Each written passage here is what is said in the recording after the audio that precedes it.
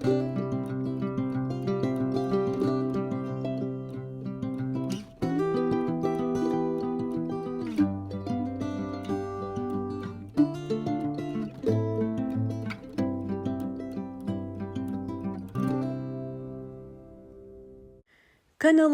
hoş geldiniz. Bugün sizlere yazın çiçeksiz menekşeleri nasıl çiçeklendirebileceğimizden bahsedeceğim. Yazın havaların çok sıcak olmasından kaynaklanan menekşelerin yapraklarında yumuşamalar olabilir, çiçeklerinde solmalar olabilir. Böyle bir durumda yapmanız gereken menekşelerinizi canlandırmak. Bunun için menekşelerinizi pencere kenarına kesinlikle koymayın. Özellikle evdeki çiçeklerinize mutlaka gübre vermeniz gerekiyor. Şu anda artık mevsimlerin değişmesiyle çiçekler de bu mevsim değişikliğini hissederek yeni çiçek dalları çıkarırlar. Menekşelerin de çiçeklenebilmesi için mutlaka menekşelerinize yeni bir bakım yapmanız gerekiyor. Gördüğünüz üzere elimde rengarenk ve kendi büyüttüğüm menekşelerim var. Bugün menekşeleri yeniden canlandırmak ve bol bol çiçek çıkarmasını sağlamak için yeni bir gübre tarifim var ve çok etkili. Bugünkü gübre tarifim için sarımsak kullanacağım. Daha önce birçok videomda sizlere sarımsağın faydalarından bahsetmiştim. Sarımsak özellikle çiçeklerin yeni yaprak, yeni çiçek dalı ve kök çıkarmasını kolaylaştırır ve güçlü bir antioksidandır. Sarımsak içerisindeki bütün mineraller çiçeklerin gelişimini destekler. Menekşelerde sarımsağı kullanırken menekşe sayınıza göre ayarlayabilirsiniz. Ben 3 tane menekşe için sadece bir diş sarımsak kullanacağım.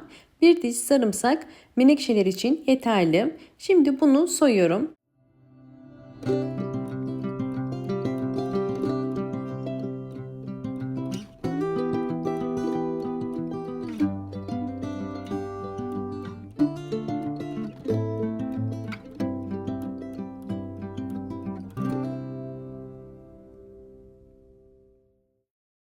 500 milimlik kavanozun içerisine alabildiği kadar su koyuyorum ve kapağını kapatıp bu karışımı bir gece serin bir yerde bekleteceğim.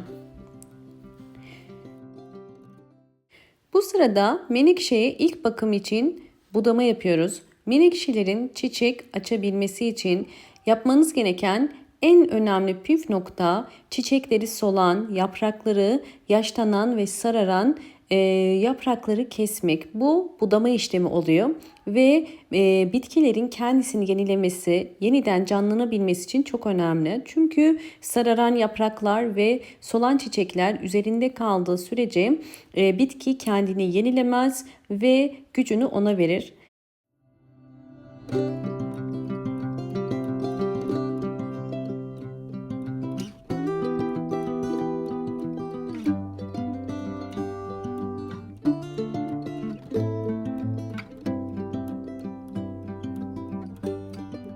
Videomu buraya kadar izlediyseniz ve beğendiyseniz hemen beğen tuşuna basıp kanalıma da abone değilseniz eğer bana destek olmak için abone olabilirsiniz.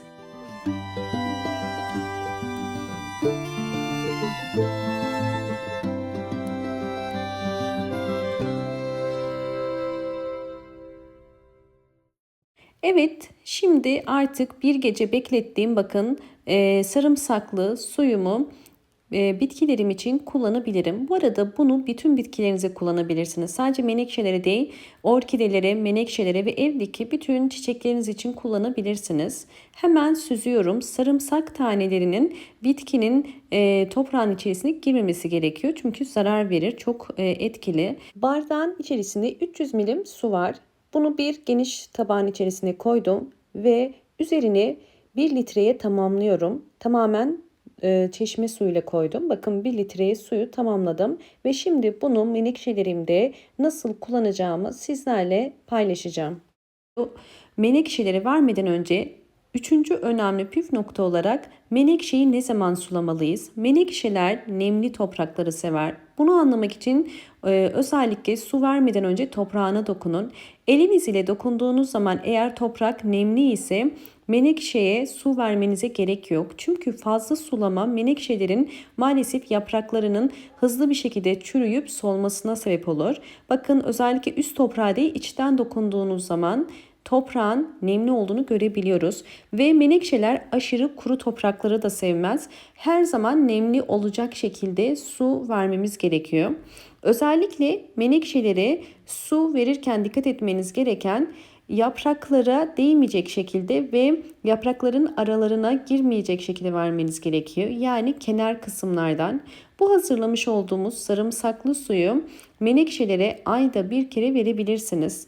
Ben her bir sıvı bitki besini sonrasında tekrardan toprak kurudukça normal su veriyorum. Yani iki sıvı bitki besini arasında bir kere normal su veriyorum. Sizler de bu sıralamaya göre bitkilerinize gübre verebilirsiniz.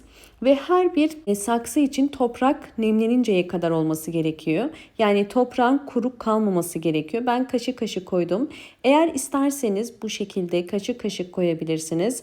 Ya da eğer isterseniz direkt tepsinin içerisine de suyu koyup menekşenin yeterli suyu almasına yardımcı olabilirsiniz. Çünkü üstten sulamalarda menekşe yaprakları su aldığı zaman çok çabuk çürüyebiliyor. İsterseniz bakın bu şekilde direkt tepsiye çok fazla değil çiçeklerin çekebileceği kadar suyu koyarsanız eğer bitkilerde çürümenin de önüne geçmiş olursunuz. Ve diğer bir önemli püf nokta, bu tarz bitkileri mutlaka bol ışık alan bir yere koymanız gerekiyor. Menekşelerde çok aşırı sıcaklıklarda ya da direkt güneş alan pencere önüne konulmaması gerekiyor. Eğer direkt güneş alan bir pencerede kalırsa yapraklarının rengi çok açılır, yani sarı olur. Eğer menekşe yapraklarınızın rengi koyu, yeşil ve canlı değilse bu çok güneş aldığını da gösteriyor. Fakat karanlık bir yerde de kalmaması gerekiyor. Mutlaka menekşeler bol ışık alan, pencereye yakın, aydınlık bir yer olması gerekiyor. Bu anlattığım bütün püf noktalar umarım sizler için faydalı olmuştur. Eğer bu anlattığım püf noktaları beğendiyseniz hemen beğen tuşuna basıp kanalıma da abone değilseniz eğer bana destek olmak için kanalıma abone olursanız çok mutlu olurum. Hoşça kalın, sağlıkla kalın.